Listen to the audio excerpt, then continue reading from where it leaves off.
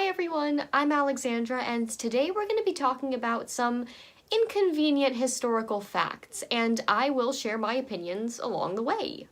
Most of you have already begun to deprogram yourself from the world in one way or another. But since some of the things I'll be discussing today are touchy subjects, I have to disable the comments. I was super nervous. Oh, right, I'm about to put it on YouTube, where people are just mean to be mean. So here is a cheat sheet for the words that I'll be using instead of the words that might get me taken down.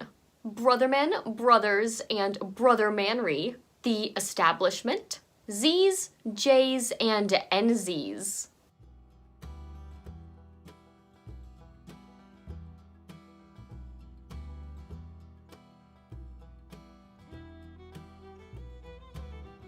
Everything else I will just put in front of my face when I talk.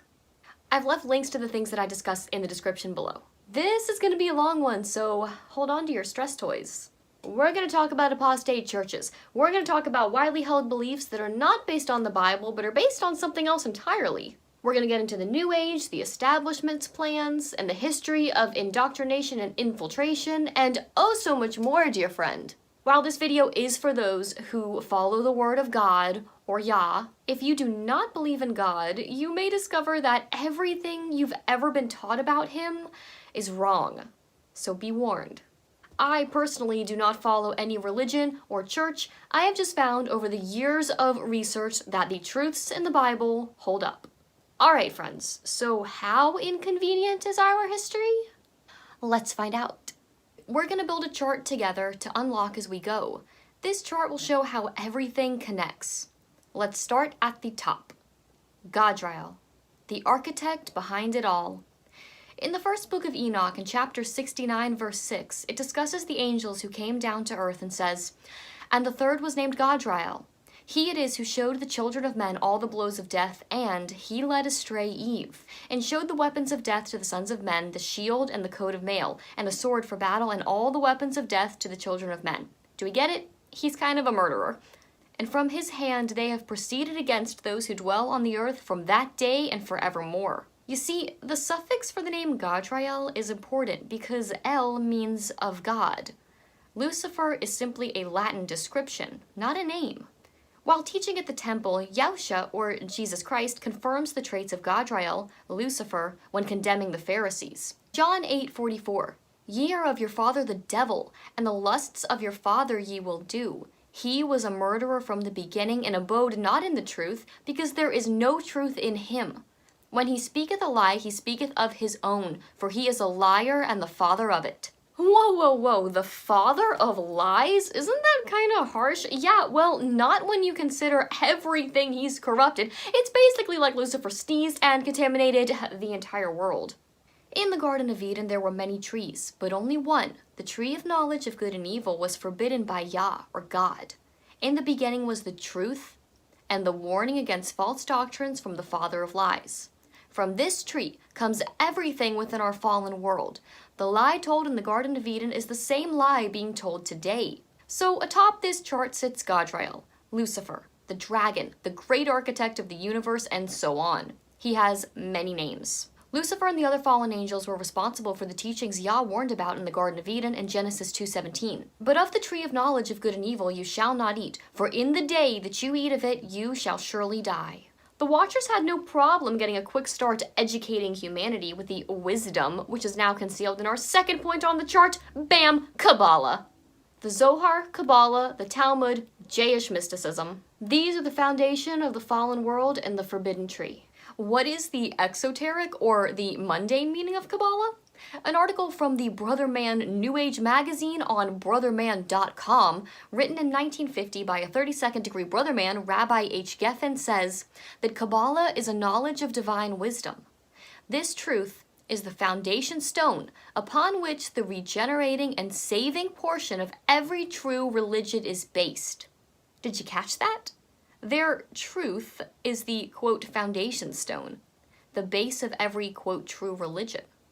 Most Christians assume the foundation stone they mention is Jesus, but it's not.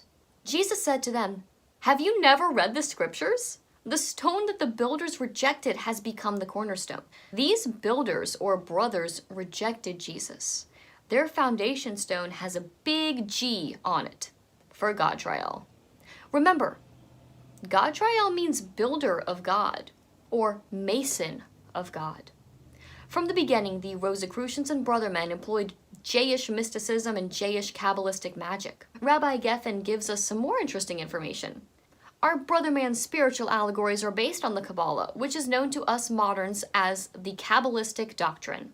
It must therefore be well understood that the Torah thus mentioned by the Talmud is not the written, but the oral law, or the Kabbalah, transmitted by tradition from generation to generation until collected by Simon ben Yoshai and preserved in the volume of the Zohar.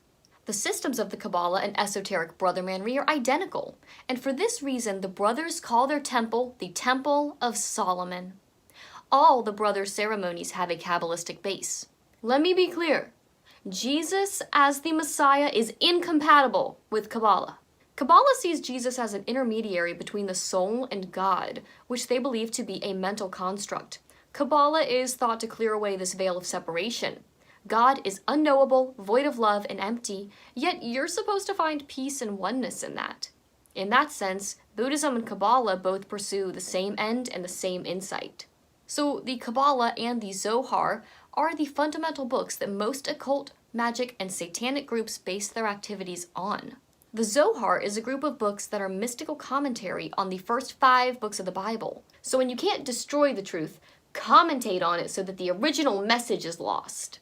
The books include scriptural interpretations, theosophic theology, mystical cosmogony, and mystical psychology. All of those should raise red flags, but regarding theosophic theology, according to Theosophy, the God of the Bible is a tyrant, and Lucifer is the one who came to rescue mankind from him. The Talmudic Pharisees had Jesus killed physically, and the Talmud, along with the Kabbalah and the Zohar, continues to metaphorically kill him in the hearts and minds of people every day. The most powerful governments, companies, medias, and businesses were infiltrated long ago by men who were adept in the occult knowledge of these books. The lie spoken in the Garden of Eden is the origin of all mystery religions. Lucifer is the father of Gnosticism. Gnosticism equates to salvation through knowledge. Quote, illuminated or enlightened people use what they call the force. Gnosticism believes that there is a force that can be used for evil or good. Satan represents the use of the evil side, where Lucifer represents the good. But to me, this perfectly represents that this isn't good versus evil. This is bad versus evil. This force describes the 2 beasts of Revelation 13, the first and the second. White and black, light and dark. This force is the opposite of God. In 1 John 1:5, it says that God is light and in him is no darkness at all. The mystery religions started again after the flood with the builder Nimrod in Babylon. But after God confused their languages, people didn't stop worshiping their false gods.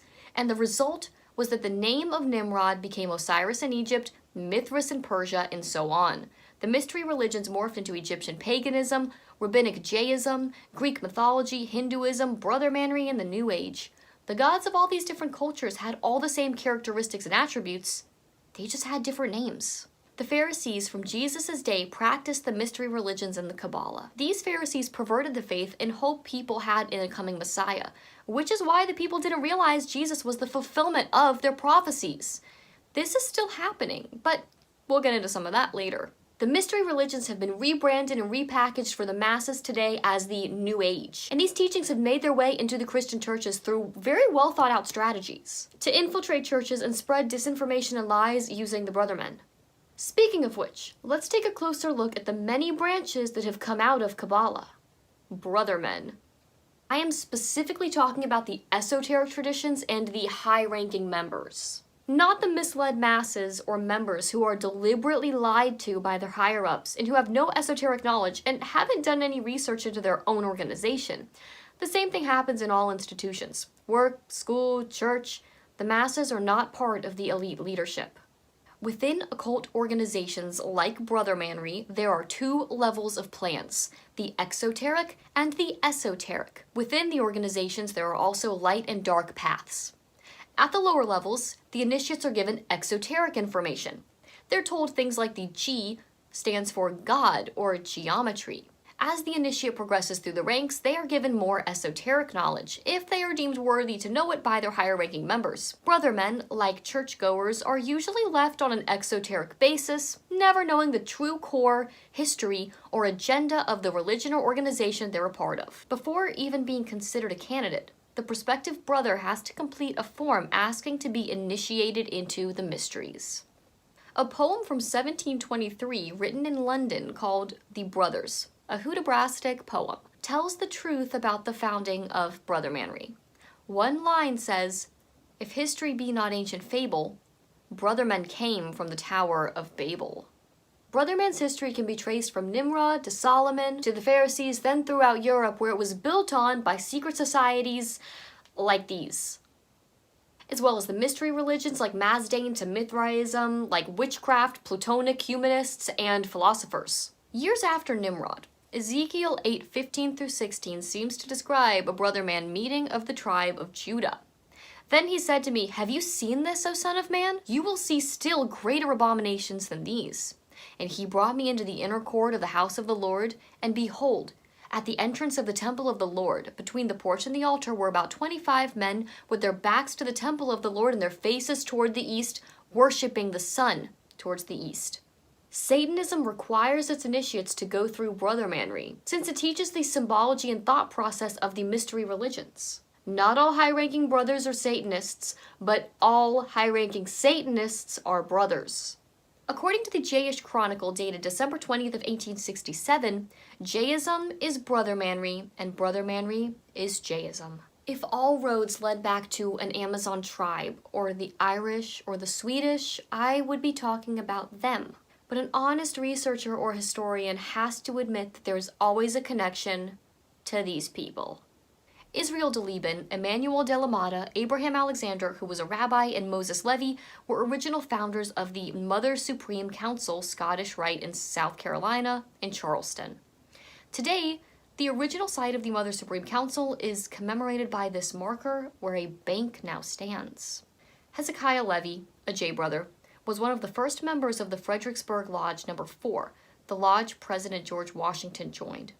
Benjamin Franklin is a famous J brother and Rosicrucian. He was the founder of the American Philosophical Society and became the head of the very occultic Grand Orient Brothermen when he was in France. Lucifer's mischaracterization of God gave birth to all religions. He took the first truth and inverted it. He's the good guy and God is the bad guy. At the core of all mystery religions, God is evil and Lucifer is the light bearer of freedom. Yeah, the thing is, truth is not a religion. God, the creator, equals truth, and the truth is always true. You don't get to pick and choose truth. You can choose your characterization of it. There are facts which are true, unchangeable. Our characterization of these facts is where we get our opinions, stances, and thoughts about them. Again, opinions don't change facts. A fact is there are powerful organizations running the world and at the top level worship Lucifer. My characterization is that these organizations are generally bad, evil in fact, and will be dealt with by the Judge the Most High. Others characterize Lucifer as a hero, but nothing changes the facts. Someone who picked and chose the truth was Joseph Smith, the founder of Mormonism. He claimed that he was given the lost keyword to the higher brotherman degrees by an angel. He thought he could create a high-level super rite of brothermanry. Smith added esoteric Christianity, taught by brothers, to his new Mormon religion. He also changed Genesis to the Book of Moses that included occult mystic Christian teachings and Gnosticism. According to the Cyclopedia of Fraternities, brothermanry is, quote, directly or indirectly the parent of all modern secret societies, good, bad, or indifferent. In the 30th to 33rd degrees of brothermanry, it starts to become more evident that the god of their organization is Lucifer. In the book The Hidden Life in Brothermanry, author and theosophist Charles W. Leadbeater says, "It must of course be understood. The conferring of the higher degrees puts certain definite powers in the hands of the recipient." Later he explains what these certain definite powers are. The 33rd degree links the sovereign grand inspector general with the spiritual king of the world himself, that mightiest of adepts who stands at the head of the great white lodge, in whose strong hands lie the destinies of earth. and awakens the powers of the triple spirit as far as they can yet be awakened. So the powers that are given at the highest degree in Brother Manry are the powers of Lucifer, the spiritual king of the world. Since I am not a brother man or an Eastern woman, I cannot say for sure what this triple spirit represents, possibly the threefold flame, or a possible reference to the three parts of consciousness often spoken about in Gnosis. The multi-consciousness consists of the superconscious, the self-conscious, and the subconscious. These are incredibly important to programming, but that is for another day. He even explains how the brothers are given angels to work with them. The 30th degree gives the brother an angel also, a great blue diva of the first ray. He also describes gigantic angels taking over 33rd degree brothers. The 33rd degree gives two such splendid fellow workers, spirits of gigantic size as compared to humanity and radiant white in color. He then explains how certain 7th ray angels or ascended masters help out in the lodge or chapter, and that sometimes the type of angels who respond are different. This suggests a ceremonial type of high-level magic or witchcraft being performed to summon these entities. Now, these are just a few examples of many similar occult references to angelic beings being attached to brothers. If one really understands the occult or Luciferian witchcraft nature of Brother Manry, then it becomes clear why the power of the Lodge promotes the revival of the mystery religions, the religion of the fallen. Albert Pike, Sovereign Grand Commander of the Scottish Rite's Southern Jurisdiction, created a highly secret occult rite called the Palladium Rite. Palladism originated in Egypt with Pythagoras and has a long secret history, and Pike was instrumental in bringing it to the Brotherman lodges. According to the ancient and primitive rite of Memphis Mizraim, Pike named the order the New and Reformed Palladian Rite. It is in fact Lucifer who was worshipped within this rite of Brother Manry. The holy see of the dogma for the whole Brotherman world was set up at Charleston, the sacred city of the Palladium. Pike, the sovereign pontiff of Lucifer, was the president of the Supreme Dogmatic Directory, composed of 10 brothers of the highest grades who formed his Supreme Grand Council of Emeritus Brothers. The Sovereign Executive Directory of High Brother Manry was established at Rome under Mazzini himself. The late New Age teacher, Elizabeth Clare Prophet of the Church Universal and Triumphant, stated many times that she is following orders from the Great White Brotherhood. The Great White Brotherhood is the same group that Alice Bailey, Helena Blavatsky, the Rosicrucians, and the Esoteric Brothermen follow.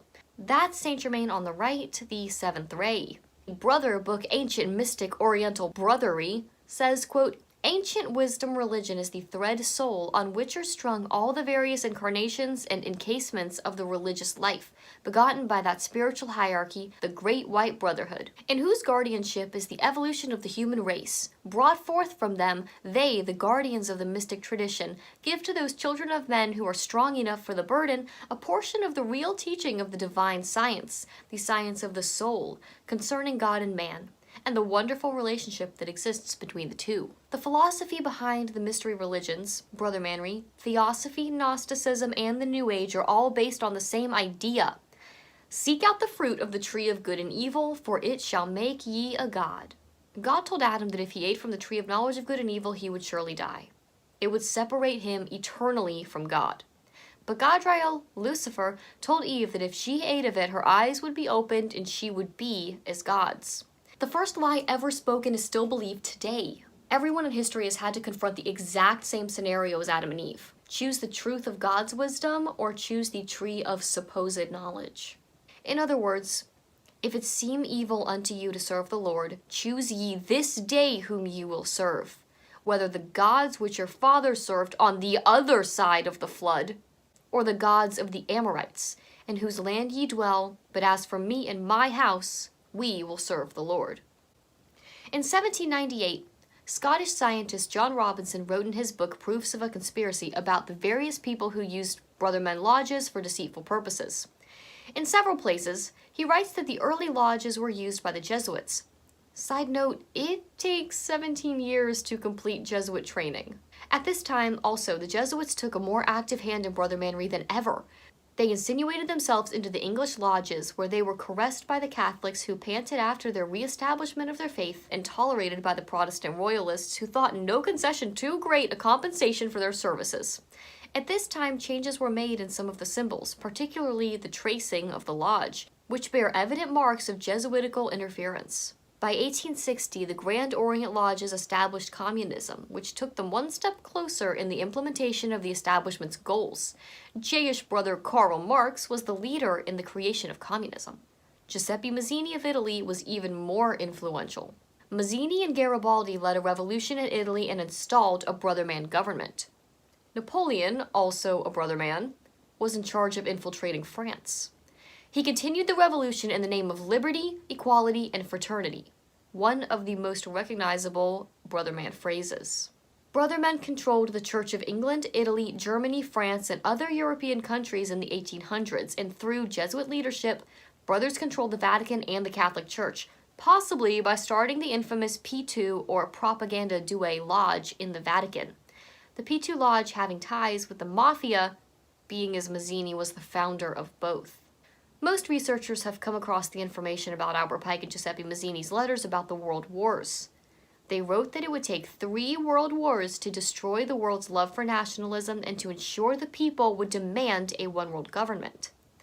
The letter, written in 1871, was sent to various brotherman lodges and explained how 3 world wars were to be created to bring in a one-world government. One of the letters was displayed at the London Museum until 1977, where some claim it was moved to the British Library in London. The library claims the letter doesn't exist. If the letter doesn't exist, then somehow the wars played out exactly as this non-existent letter predicted. Prior to the First World War, there was no sense of urgency by the people who designed this plan for these 3 world wars. The letter said, "The First World War must be brought about in order to permit the establishment to overthrow the power of the czars in Russia, and of making that country a fortress of atheistic communism. The divergences caused by this agentur of the establishment between the British and Germanic empires will be used to foment this war. At the end of the war, communism will be built and used in order to destroy the other governments and in order to weaken the religions." The brothermen were involved in the assassination of the Archduke Francis Ferdinand that touched off a chain of reactions. The goal was to create enough chaos and remove Russian Tsar Nicholas Romanov. Vladimir Lenin, had created a workers' union called the Bolsheviks. After they executed Tsar Nicholas and his family, they began the Russian Communist Party. So the First World War played out exactly as Pike and Mazzini's letters said it would. The Second World War must be fomented by taking advantage of the differences between the fascists and the political Zs. This war must be brought about so that NZism is destroyed, and that the political Zism be strong enough to institute a sovereign state of Israel and Palestine. During the Second World War, international communism must become strong enough in order to balance Christendom, which would be then restrained and held in check until the time when we would need it for the final social cataclysm. Check. Israel was created in 1948 with the help of the Rothschilds, England, and the Balfour Declaration. The NZs were used to exterminate the Hebrew J's and replace them with Z's. The world now sympathized with the Jayish people, not aware that the Z's had infiltrated Jayism, and the cabal was free to invade Palestine, claim it for Israel, and completely eliminate the last true Israelites. In 1961, an Orthodox Jay, Ben Hetch, wrote the book Perfidy, where he shows evidence that the Z and Reformed Jays sacrificed the Orthodox Jays of Europe, and that the emigration bureaucracy of the Third Reich was run by Zs. The immigration officials made sure the Rothschilds and Reformed Jays got out of Europe, but the Orthodox Jays were abandoned. In 1985, Z. David Wyman wrote The Abandonment of the Jays and admits that the American Zs concentrated on the creation of the nation of Israel rather than try to save the Orthodox Jays in Europe. He writes, "The unavoidable conclusion is that during the H, the leaderships of American Zism concentrated its major force on the drive for a future Jayish state in Palestine. It consigned rescue of the Jays to a distinctly secondary position." Communism also became stronger because in 1949, China became a communist nation. They just celebrated their 70th anniversary. So far, the first 2 world wars seem to have accomplished the goals set out by Pike and Mazzini. When the public is distracted by things like war, scientists are usually carrying out the most depraved experiments. Since the fallen taught the weapons and working of death, humanity has literally been caged, hunted, and experimented on like animals. Ancient writings of various cultures depict all sorts of forms of torture. Unfortunately, the scientists we often hail as heroes were nothing but devils themselves, or mad scientists. This section may be a little bit graphic for those who do not want to hear about bizarre experiments or surgical procedures. In the 1940s and 50s, there were plenty of Soviet scientists who were experimenting with all types of things that modern scientism says were pioneers for things like organ transplants. The point was not strictly medical. The point was to figure out how the physiology works so they could manipulate it as they see fit. They perfected nerve gas, torture techniques, and biological weapons. They wanted to bring the dead back to life and capture consciousness. The ultimate goal was control over creation, both physical and mental. Ilya Ivanovich Ivanov made hybrids of mouse rats, zebra donkeys, bison cows, and guinea pig rats. Hey, he even tried a few times to make a half-human, half-ape. There was Sergei Brukhaniko, who invented a primitive heart-lung machine called the autojector. The most famous of his experiments were with severed heads of dogs, one of which was able to eat a piece of cheese for the onlooking audience. He did dog head transplants too, and brought executed dogs back to life. And Vladimir Demikov, the dude that sewed two dogs together. If anyone's curious, Soviet experiments on dogs were recorded in the documentary Experiments in the Revival of Organisms. These men play God. They decide whether an animal lives or dies. They decide whether humans live or die. They study whatever evil agenda they have in mind. During this time period, there was always an esoteric reason. Remember, these are also above-ground scientists. Those in the so-called underworld, as the establishment calls it, are allegedly working with hybrids, which is nothing new. I mean, Nephilim were hybrids. They've always been obsessed with gene manipulation. We've been investigating a figure named Count Saint Germain. Now, he is a legendary vampire. According to legend, he used blood as a way to extend his life. Jennifer, have there ever been any real-life cases of people consuming blood that would actually prolong their lives? Well, we've always been fascinated with blood, and back in the 1700s, there's a gentleman known as Paul Bert, who actually invented something called parabiosis. He basically took two rats, a younger rat and an older rat. He sliced them and sewed them together. The blood from the younger rat actually ended up having benefits to the older. So the older had better cognitive function, was able to go through a maze faster. However, the younger mouse ended up slowing down and wasn't able to maneuver through a maze. And they were connected through the circulatory system. Correct. So basically when they were sewn together, the capillaries actually joined together, and so they essentially had one circulatory system. The, quote, father of biological warfare, Shiroishi, was chief of Japan's biological warfare program in the Japanese military between world wars, whose record includes deliberately infecting thousands of captives with deadly diseases and dissecting over 3,000 live prisoners without anesthesia. We wouldn't know how to properly warm someone up from hypothermia without the grotesque freezing experiments conducted by Sigmund Reicher. He also killed plenty of victims with his portable pressure chamber to see how much weight a human body can withstand. In the name of science, of course. Reicher also developed cyanide suicide pills. This brings me to the most notorious of all, the Angel of Death, also known as Josef Mengele, or the father of modern mind control. Joseph Mengele was a doctor of philosophy and medicine who performed horrifying experiments on humans and was responsible for the deaths of hundreds of thousands of people. The German SS officer and physician at the Auschwitz-Birkenau concentration camps during this had a bottomless pool of condemned human beings at his disposal. Do you see the problem? The mind control doctors saw their patients as subhuman, as cattle, guinea pigs. Now, participation by psychiatrists, scientists, and doctors were not just a few random guys interested in mind control. Instead, these experiments were organized and systematic, and involved many psychiatrists and medical schools in good standing, like Yale, Harvard, UCLA, Stanford. The mind control experiments occurred with biological and chemical weapons as well as radiation, all funded by these people. This did not happen the way that the establishment wants you to believe that it did. It's a massive topic worth exploring if you haven't already. The significance of this cannot be underestimated. Some Christians perceive spiritual warfare as something happening on a personal level, just the spiritual, personal level. The world is not generally perceived as a threat. The monarch victims of today are the product of centuries of efforts by the Kabbalists, the Brothermens, and occult adepts to completely control human behavior. The reality is, The world and the most powerful people are out to destroy them. That there are real humans and real human institutions that desire to do physical harm to us humans as a whole. When the Monarch programming started, the top men in the Monarch programming project were in the establishment.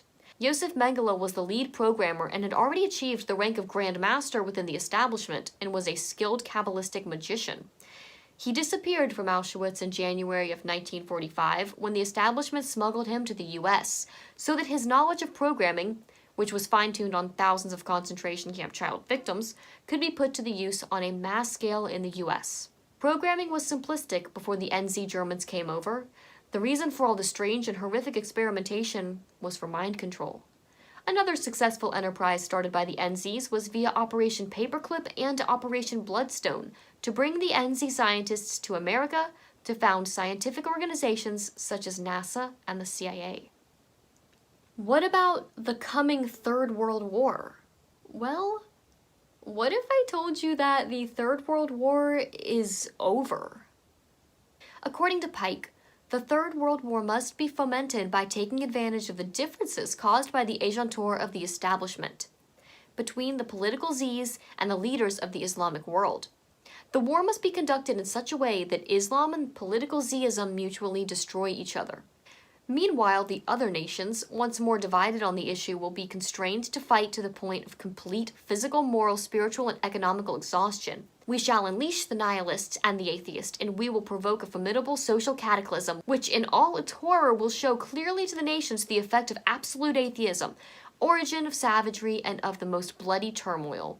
Then everywhere, the citizens, obliged to defend themselves against the world, minorities of revolutionaries will exterminate those destroyers of civilization, and the multitude, disillusioned with Christianity, whose deistic spirits will from that moment be without compass or direction, anxious for an ideal, but without knowing where to render its adoration, will receive the true light through the universal manifestation, the pure doctrine of Lucifer, brought finally out in the public view. This manifestation will result from the general reactionary movement, which will follow the destruction of Christianity and atheism, both conquered and exterminated at the same time. Their, quote, global war on terror plan has succeeded, and true Christianity has been replaced with mystic or brother-manic Christianity, and atheism replaced with pseudo-pagan or New Age allegiance, all glorifying Lucifer's gnosis. The Scottish Rite motto is Order ab Chaos, or Order out of Chaos. The two beasts of Revelation represent the right and the left, the dark and the light, white and black, bad and evil. They're part of the same checkerboard floor. The left eye, the right eye, same face. One of the main goals of brothermanry is to return to a golden age, a millennial hope that depends on some type of messiah or king to rule.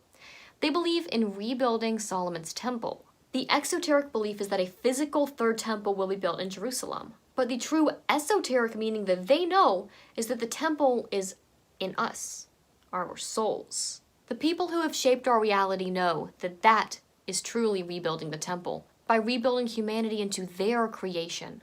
A lot of people think that the Catholic Church is the one running the world and making all the plans, but they don't know how the CIA, the communists, Rothschilds, and the brothers are the ones running the Catholic Church. When Pope John Paul I suddenly died of a heart attack 33 days after his election in 1978, many believed it was because the brothers were not able to control him, so they got rid of him on his 33rd day. Prince Bernard of the Netherlands and part of the black nobility had veto power over who became pope after the Second World War. These things indicate that the Catholic Church is controlled by a more powerful force. Brothers infiltrated and took over the Catholic Church. A fraternal summit was held in 1967 on Washington's birthday, where leaders of the Catholic Knights of Columbus and the leaders of the northern jurisdiction of the Scottish Rite of Brothermanry discussed combining the two orders with the goal of capturing the Catholic Church. John Paul I was poisoned by Brothermen, and John Paul II, a Polish J and a Brotherman, replaced him. Important members of the Bilderbergers now have veto power over who becomes the Pope. The Brothermen have infiltrated every position of power within the Vatican hierarchy, while the P2 Lodge continues financing corrupt causes. The Catholic Church has been the major power behind the ecumenical movement, which has purposefully taken Christian churches away from their doctrinal foundations. What's important about the Catholic Church is its power and size. After some stops and starts, the Catholic Church fell into line and is now aligned with the forces who controlled them. Recently, numerous priests have been discovered molesting children, and hundreds of lawsuits have been filed against them. But it is still not coming out that this abuse is connected to ritual trauma-based mind control. As a point of interest, each of these has ties back to this family. Now that we've laid the foundation, we can go a little bit deeper. Let's take a look at the daughter of Brother Manry, the New Age. Contrary to the popular use of the term, the origins of the New Age are as ancient as it gets. In 1957, the New Age leader, Brotherman, and Theosophical Society president, Alice Bailey, said, "There is no dissociation between the one universal church, the sacred inner lodge of all true brothers, and the innermost circles of esoteric societies." She also wrote in her book, Externalization of the Hierarchy, that the three main channels through which the preparation for the New Age is going on might be regarded as the church, the Brotherman fraternity, and the educational field. The establishment has the power to control who the experts are. Pay attention to who is in these top positions, who gets Rhodes scholarships, academic positions, media coverage, or is seen as an expert in any field. Look who gets their books published, their songs played, their clothes worn. Their people are often placed in prominent positions when thousands of better candidates are overlooked. For example, here's a clip of non-establishment YouTuber Anthony of 10 Second Songs.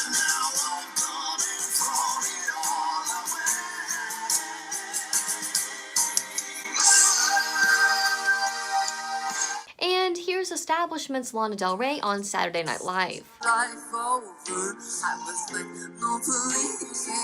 There is a power base the establishment creates by influencing who we think our experts are. The importance of distorting history at the very beginning is so everything from then on is built on a faulty foundation. The mind works to protect this framework at all costs, which is why so many suffer from cognitive dissonance and defend their tradition-oriented beliefs instead of actual truth. The reason this rewriting of history is important is to hide events and examples that would expose the occult rulers of not just the US, but across the world. Who writes the history books? Who pays to keep them written as they want? In 1946, the Rockefeller Foundation admitted in their annual report that they are subsidizing corporations of historians to prevent anyone from rewriting history. However, they haven't destroyed any evidence or documents. It's just been occulted from the public. The truth lies just beneath the surface, but they know that few will look, fewer will go through their gatekeepers, and even fewer will put all the pieces together. Like how Maria Montessori, the founder of the Montessori system, has ties to the Theosophical Society. This inconvenient truth of rewriting history can anger people because they've been led to believe in myths such as George Washington and the other founding fathers were great Christians. According to deism.com, George Washington, Thomas Jefferson, and Benjamin Franklin were deists who worshipped the light and rejected the fact that Jesus is the Messiah. Small groups who have been trained by leading brother men have been infiltrating Christian churches for decades now. The main purpose was to realign existing churches with New Age thinking. In the book, The Secret Teachings of the Brotherman Lodge by John Ankerberg and John Weldon, the Educational and Historical Commission of the Grand Lodge of Georgia said, quote, "Let us take a look at the number of great Bible classes for men which have been organized by the church. Many of these classes are being led by enlightened brothers. These laymen are bringing to the interpretation of the Bible many of the brother man's great revelations." Elizabeth Clare Prophet makes it clear she believes she is following orders from the Great White Brotherhood, which is the same group that Helena Blavatsky, Alice Bailey, the Rosicrucians, and the Esoteric Brothermen follow. The Brothermanic book, Ancient and Mystical Oriental Brothermanry, from 1907 says, quote, "The ancient wisdom religion is the thread soul on which are strung all various incarnations and encasements of the religious life, begotten by that spiritual hierarchy, the Great White Brotherhood, in whose guardianship is the evolution of the human race." This may all seem random, but all of these characters eventually connect. Helena Blavatsky started the Theosophical Society, sometimes called Co-Brothermanry, with the help of a Rosicrucian group as the primary sponsors.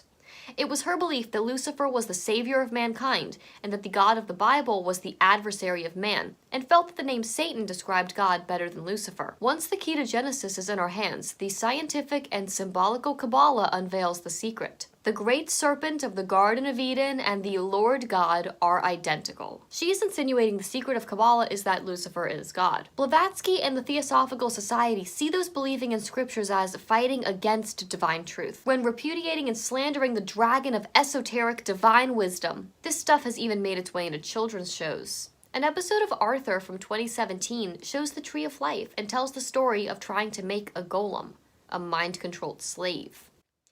Lucifer's mischaracterization of God gave birth to all the mystery religions. The Theosophical Society speaks of the second coming of Christ as Christ consciousness, of man's divinity returning to the human race. Theosophist John H. Dewey wrote, "It is not proposed, be it observed, to replace Christianity by Buddhism, nor Buddhism by Mohammedanism, nor both by Jaiism, nor yet all three by Spiritism, but to bring each of the old religions back to its esoteric origin, meaning, and purity, and if they are found to be, in essence, one. Shall we not have found the true religion of humanity? While the entire point is to kill God, the mystery religions, Brothermen, Theosophy, Gnosticism, and the New Age movement teach that true mystic or cosmic Christianity is the Gnostic quest for enlightenment. Q is the newest incarnation of promoting the same false teaching, thus continuing the idea that man can be God by seeking out the fruit of the tree of good and evil. This was the whole point of Pike and Mazzini's 3 World Wars, for God to be replaced with the God of Gnosis. Many have fallen for the evangelical twist to Q's posts and Trump's outward appearance, but it is nothing but mystic false teachings meant to bend the public into worship of the state. George Hegel, the German philosopher who popularized dialectics, said, "The universal is to be found in the state. The state is the divine idea as it exists on earth. We must therefore worship the state as the manifestation of the divine on earth, and consider that, if it is difficult to comprehend nature, it is harder to grasp the essence of the state. The state is the march of God through the world. Just because something sounds good does not mean that it is not a wolf in sheep's clothing." Most hear the term New Age and think of crystals or tarot cards or yoga, but that's its utmost exoteric form that infiltrated popular culture. I hope you've started to see it's much more complex than that.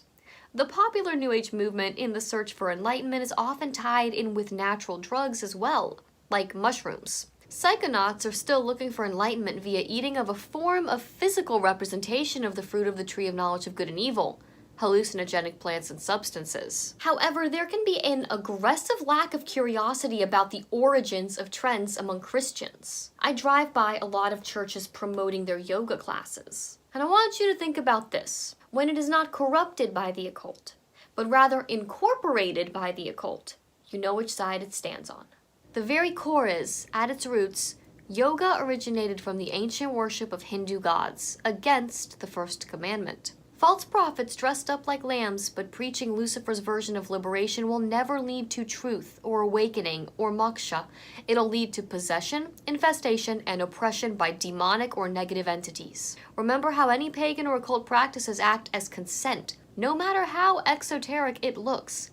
I felt like I was gonna pass out just because I was getting so lightheaded that finally when she told us to stop and touch our faces, I felt like my face was numb. I knew my hands were touching my face, but it didn't feel like I was touching my face. I guess it would be comparable to if you've ever tried Vicodin or something like that. You just felt completely high and numb. It all goes back to the hidden secret knowledge of the serpent. God's knowledge is free. Freedom comes from truth, but despotism thrives on ignorance. Astrology is another example of a trend that is purely esoteric at its core. The fallen angel Barakael was the one who taught astrology to men. Some like to claim superiority over Christians by saying astrology predates it. And while it does predate the organized religion called Christianity, it does not predate Christ and the Creator. In the beginning was the Word, and the Word was with God, and the Word was God. Christ and God did not begin with organized Christianity. The Creator predates creation. One last word of caution regarding the popular New Age practice: meditation. When done as a group, this can be extremely dangerous. Meditation puts you into an alpha state or a flat state. If you spend an hour to an hour and a half a day in meditation, after a few weeks, there is a great probability that you will not return to full beta consciousness. The more you meditate, the flatter your mind becomes, until thought ceases. According to the Psychonaut Field Manual, this biologically flat state is referred to as gnosis. Brothermen in their use of the New Age had no plans to violently destroy the church, but to silently overthrow it. New Age writer William Thompson states, "This new spirituality does not reject the earlier patterns of the great universal religions. Priest and church will not disappear. They will not be forced out of existence in the New Age. They will be absorbed into the existence of the New Age." Christianity has systematically been assassinated and replaced by the brotherman's religion. True Christians are still being persecuted by these brothers. Why do I have to monitor what I'm saying? Why will I be taken down, my voice silenced, and my free will to express my beliefs taken away? I mean, people who expose these organizations don't generally have great track records, which is why I really appreciate you guys keeping me in your prayers. That means a lot. The truth is being persecuted, not nominal Christians who sit in a building and listen to trained pastors who were taught at their brotherman-run seminaries. The truth gets shut down at every turn, but lies looking like truth get promoted and followed. Why are we, the truth speakers, the minority? Because we are like a drop in a wave. Because we metaphorically have to walk miles and miles just to find another true believer. We stand for truth, and lies hate nothing more than being exposed. This is the reason that the McChurches will never be shut down. They're not a threat. Most are brothermen-run organizations, and Satan will not divide his own kingdom. He may use it to reach a synthesis, but he will never destroy it. In monarch programming, there are two kingdoms. The kingdom of Satan, which is powerful and meant to be feared, that represents the world, and the kingdom of light, not shown to be good, powerful, or intelligent, but acts as a place to go to escape the fear and trauma of Satan's kingdom. These two kingdoms in programming act as the brothers want the church to be, a safe place for the mind to recuperate from an overwhelmingly terrifying world. But it's not intended to be a threat or have any power over Satan's kingdom. A lot of Christians treat church the same way. What can God do for me, not what can I do for God? A place to socialize, to see and be seen, to go for the sake of feeling cleansed, okay? Point is, most of these types of Christians are still very active in Lucifer's kingdom and believe because they accepted Jesus, they have free reign to act as everyone else, but not be judged for it. God sees this hypocrisy and divides those who truly know him from those who just know of him. Everyone knows the parable of the wheat and the tares. Choose the wheat and leave the tares. But agriculturally, it's actually a fascinating metaphor. Wheat is a grain, or a cereal-type plant that is processed for food. A tare is a type of weed that resembles wheat during the early stages of growth. A tare is a weed also known as false wheat. So the biblical metaphor used just in the agricultural meaning, wheat and tares represent not just believers versus non-believers, it's actually the difference in true believers and those that appear to be. So to conclude this section, the New Age religion can be condensed into 7 identifying beliefs according to Fritz Springmeier. 1. God is impersonal. 2. Christ is not Almighty God, but a good teacher. 3. Jesus is but one of many Christs. 4. Sin and evil do not exist. 5. Man should seek instruction from the spiritual world. 6. All religious teachings are of merit, except those that are Christian and believe in absolute truth. Therefore, the religious views of Egypt, Babylon, India, and the Aztecs are held to be of value for us today. And 7. Man can be a god.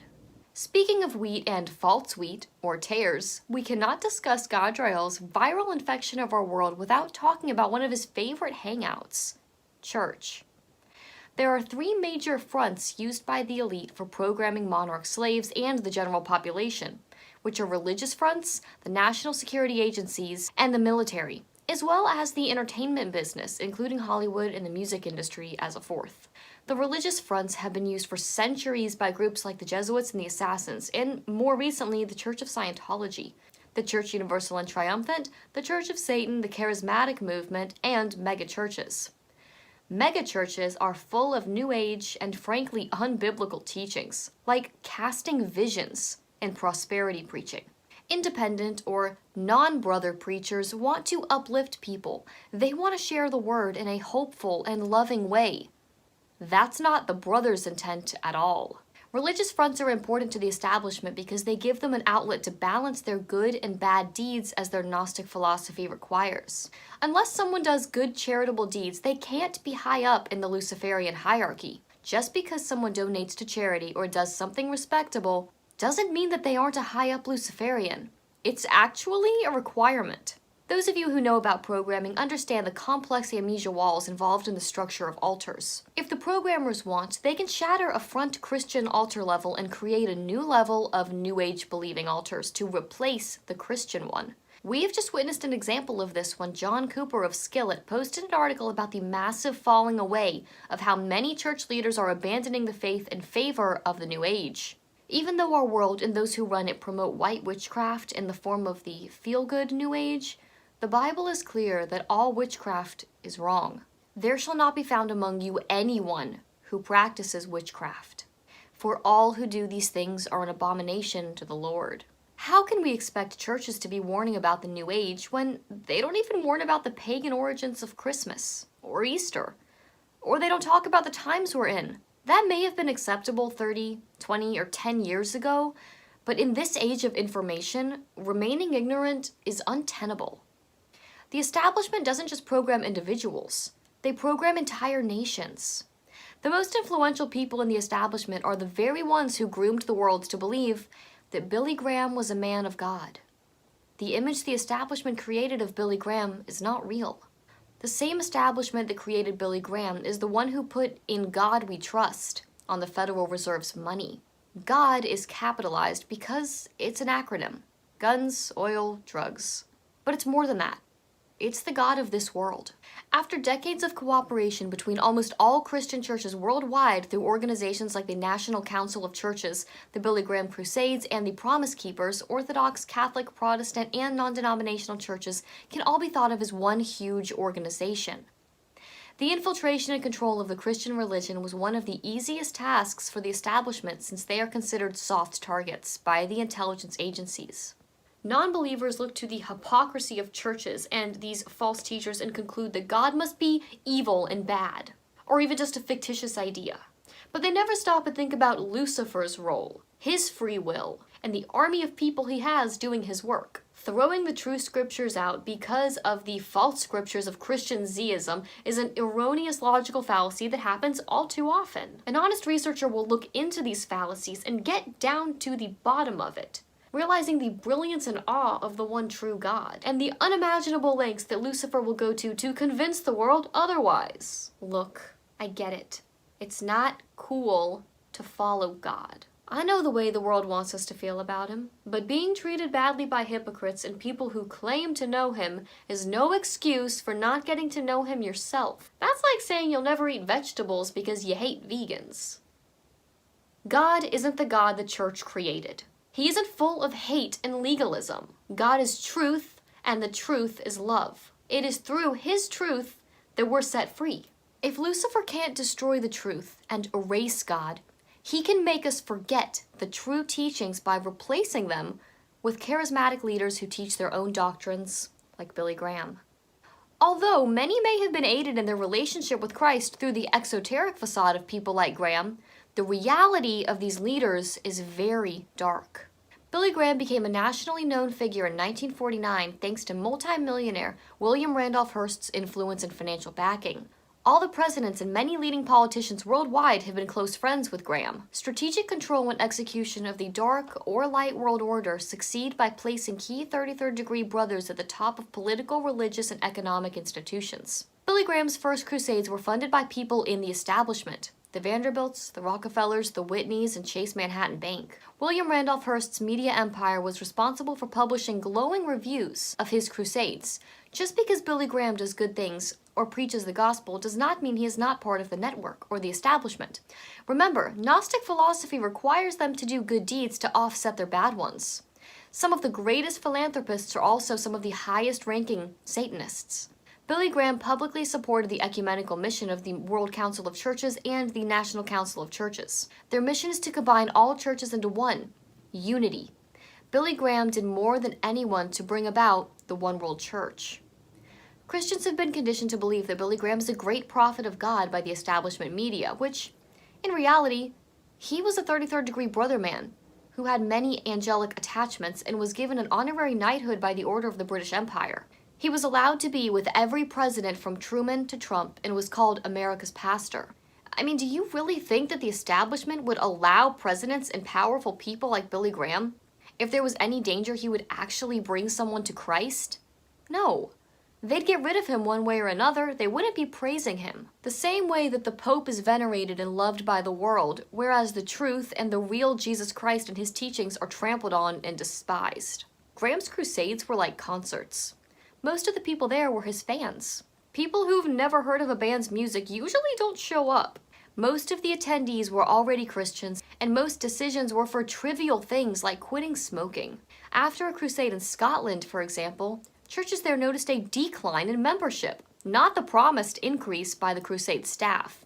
But when the media reported on the crusades, they made it seem as though thousands of people became new Christians. On May 28th of 1978, in the Japanese newspaper Mainichi Daily News, Graham said, "I think communism's appeal to youth is its structure and promise of a future utopia. Mao Zedong's 8 precepts are basically the same as 10 commandments.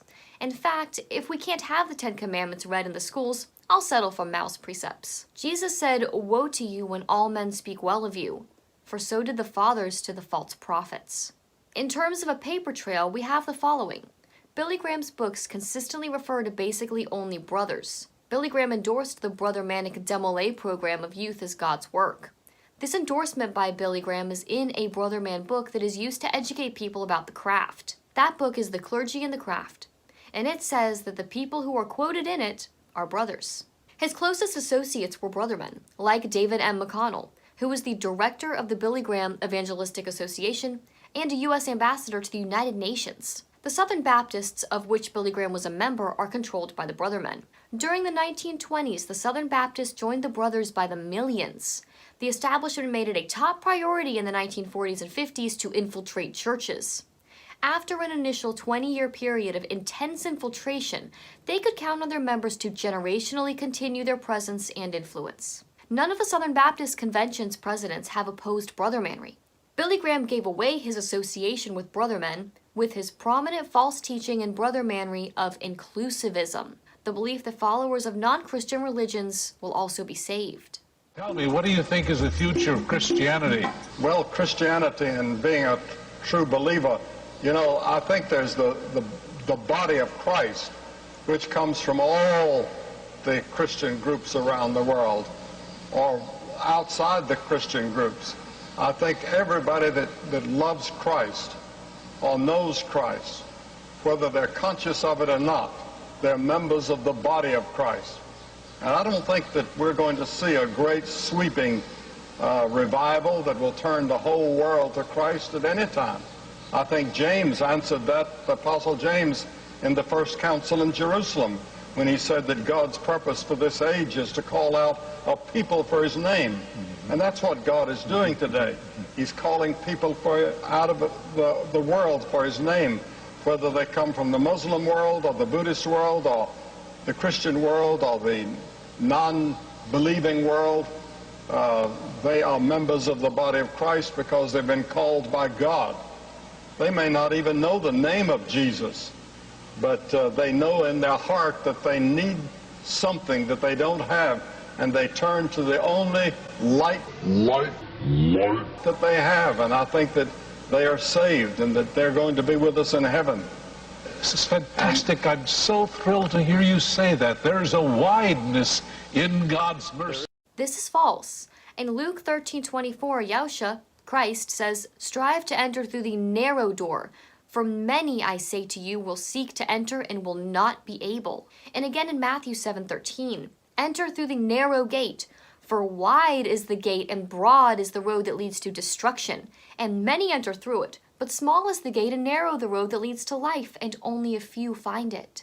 So one of the biggest evangelists, Bible preaching religious figures, Protestant figures, is a Freemason. Billy Graham was the only pastor to lie in honor in the rotunda of the Capitol building. Such a high worldly honor for a true man of God. Or was it honoring a brother man that had completed his mission?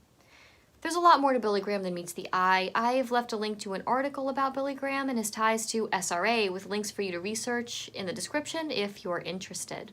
The establishment created Billy Graham, and he started the evangelical revival, or another Great Awakening, around the world.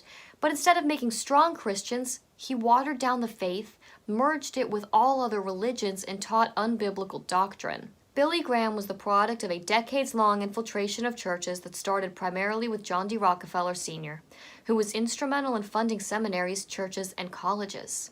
He claimed to be a member of the Baptist Church, but his gravestone gives away what church he really belonged to. Speaking of Southern Baptists, a friend of mine took this photo in South Central LA where you can see the combination of brothers with the Baptist Church. The establishment also created megachurches. What the brothers did was create McReligions. These massive fast food chain-like institutions are void of any real substance. Megachurches differ from the 60s and 70s churches in their appeal to a younger audience. Similar to their older counterparts, just updated, they employ tactics commonly found in behavior modification. Jonathan Edwards was a preacher and philosopher who began the First Great Awakening and spiritual revival in the American colonies in the mid-1700s. The Second Great Awakening happened during the 1800s. Edwards was one of the first to use persuasion or brainwashing techniques on his congregations. The preacher's monotone voice filled the church of Northampton, Massachusetts. As the brilliant Jonathan Edwards spoke, he kept his eyes focused on the back wall of the church. Gently, Edwards's words began to sink into the hearts of the assembly, and although his method of speaking lacked enthusiasm, his words were powerful. Revival followed. During the 1730s, the Church of Northampton felt the stirring of the Holy Spirit, moving them from their lukewarm apathy to an awakening of their souls. Delivering his most famous sermon, Sinners in the Hands of an Angry God, on July 8th of 1741, in Enfield, Connecticut, Edwards helped spread the revival. A great commotion swept over the people and they began wailing and crying and screeching loudly. Edwards started brainwashing people. The methods are so ingrained today that most pastors, news anchors, or other people don't even realize the techniques they're using have to do with behavior modification. The first step in religious or political brainwashing is to work on the emotions of an individual or a group until they reach an abnormal level of anger, fear, excitement, or nervous tension. This lets suggestions easily sway people since their judgment is impaired. A common formula in megachurches before the service even starts: the second you walk in, there will be repetitive music playing. A repetitive beat ranging from 45 to 72 beats per minute, which is close to the beat of the human heart, is considered hypnotic and creates an altered state of consciousness called the alpha state. This state makes you at least 25 times more susceptible to suggestion than when in full beta consciousness. This response becomes conditioned and is easier to slip into with repetitive exposure, like going to church every Sunday. Next, the guest speaker or pastor or whomever will come out and prepare the audience for the service. Like a hype man before a talk show, previews before a movie. And then a band will begin to play to unite the room. In older revivalist-type churches, fear bonding was common, talking about fire and brimstone, but the megachurches of today are more of an anonymous group therapy session. They do not equip believers with the factual information to defend their faith or dispel all the misinformation about God. From my perspective, these megachurches have made faitheists. People who act like the world, do the same things as those in the world do, yet believe they are saved simply by saying they believe in Jesus, the way that an atheist believes in scientism, or the state which created it. When they don't independently test their ideas, or test their pastors, they tend to believe it at face value, worshiping the idea of God, but not God directly, reading countless books written by brothers about God, but not spending that time in the actual Word. After all, that human can't save you. That church building can't save you. Your relationship with the Creator belongs to you and Him alone. Christians know enough to be saved, but they don't know enough to be dangerous to Lucifer's kingdom. A technique often used by pastors, politicians, and lawyers is called the voice roll, which is a way of talking to a specific rhythm, creating a hypnotic effect, focusing on speaking during the exhale. Here's an example. What you call a problem, heaven calls a harvest.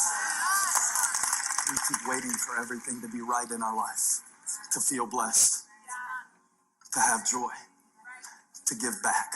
I'm, sure you all can think of a couple of examples. One of those may have been a president. But let me be clear.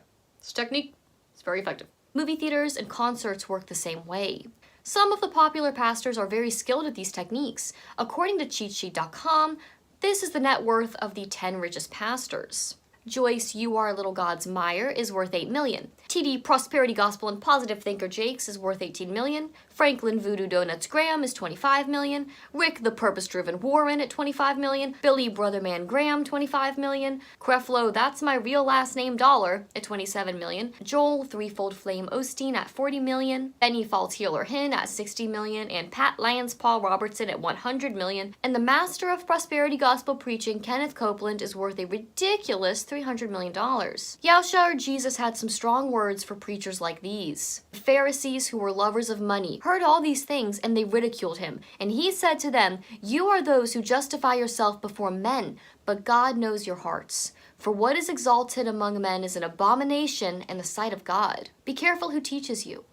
One of the best kept secrets of the intelligence agencies is their infiltration of religious organizations. You know, take it all the way back into the Old Testament, and the Muslim and you, we actually serve the same God. Allah to a Muslim, to us Abba Father, God. I realized you had built a world as a leader that you liked to live in. And his father, Frank Houston.